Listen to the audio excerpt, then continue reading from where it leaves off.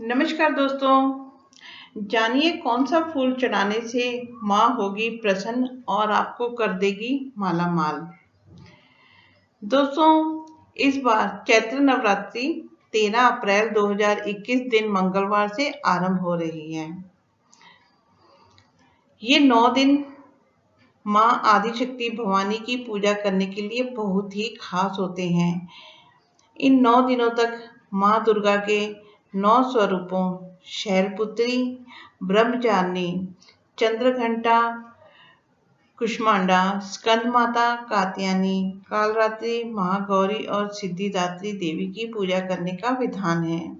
इन 9 दिनों तक भक्त माँ को प्रसन्न करने और उनकी कृपा प्राप्त करने हेतु व्रत और पूजन करते हैं। पूजा में पुष्प अर्पित करने का विशेष महत्व होता है।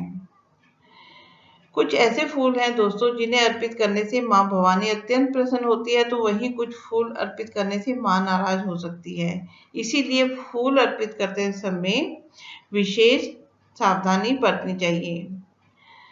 नवरात्रि में माँ दुर्गा को कौन से फूल चढ़ाएं और कौन से फूल ना चढ़ाएं, आइए जानते हैं इसके बारे में।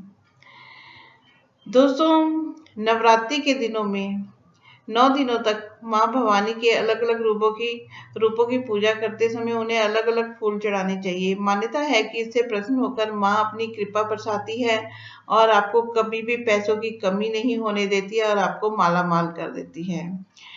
ज्योतिष शास्त्र के अनुसार विशेष फूलों में विशिष्ट देवता यानी कि जो फूल होते हैं उसमें सूक्ष्म से सूक्ष्म कण भी माँ को आकर्षित करने, देवी देवता को आकर्षित करने की क्षमता अन्य फूलों की तुलना से अधिक होती है। इसीलिए जो उन्हें पसंद होते हैं वो फूल चढ़ाएंगे तो आपको बहुत ज्यादा उसका फल मिलता है। दोस्तों, जब ये पुष्प प्रतिमा या तस्वीर पर अर्पित किए जाते हैं तब साधक को प्रतिमा के चैतन्य का लाभ अति शीघ्र मिलता है। इसीलिए 9 दिनों तक 9 अलग अलग तरह के फूल चढ़ाने चाहिए। तो चलिए जानते हैं कि कौन सी माता को कौन सा फूल अर्पित करना चाहिए। दोस्तों, नवरात्रि के प्रथम दिन शैलपुत्री माता को सफेद कनेर के फूल की माला चढ़ानी चाहिए और नवरात्रि के दूसरे दिन मां ब्रह्मचारिणी को पत्तों की माला चढ़ानी चाहिए। ये जानकारी आपके लिए बहुत ही महत्वपूर्ण होने वाली है। ध्यान से सुनिएगा और वीडियो को एंड तक जरूर देखिएगा, क्योंकि पूरे 9 दिन जो है आपने कौन से फूल चढ़ाने हैं इसके बारे में इसमें जानकारी दी हुई है। नवरात्रि के तीसरे दिन मां चंद्रघंटा को शंख पुष्पी के फूल अर्पित करने चाहिए। इससे आपको बहुत अधिक फल जो है वो प्राप्त होगा। नवरात्रि के चौथे दिन मां कुष्मांडा को पीले रंग के फूल चढ़ाने चाहिए। नवरात्रि के 5वें दिन स्कंद माता को नीले रंग के पुष्प अर्पित करने चाहिए। नवरात्रि के 6ठे दिन मां कात्यायनी को बेर के वृक्षों के फूल अर्पित करने चाहिए। दोस्तों, नवरात्रि के 7वें दिन मां कालरात्रि को प्रसन्न करने हेतु गुंजा माला अर्पित करनी चाहिए।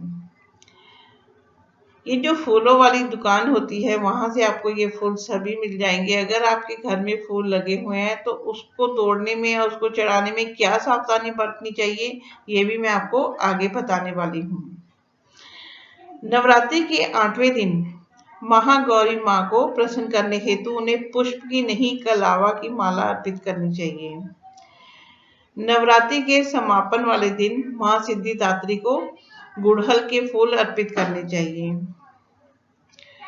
दोस्तों, ज्योतिष शास्त्र के अनुसार देवी माँ को कभी भी अपवित्र स्थल पर उत्पन्न हुए जो फूल सही से न खिले अर्थात कलियां या फिर बिखरी हुई जो पंखुड़ियां वाले फूल होते हैं, गंध रहित होते हैं अथवा तीव्र गंध वाले सूंघे हुए फूल पुष्प जो धरती पर गिरे हुए होते हैं या फिर बाएं हाथ से लाए गए पुष्प अर्पित नहीं करने चाहिए।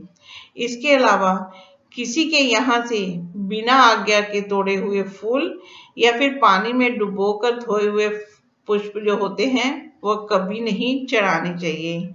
इन बातों का खास ध्यान रखें।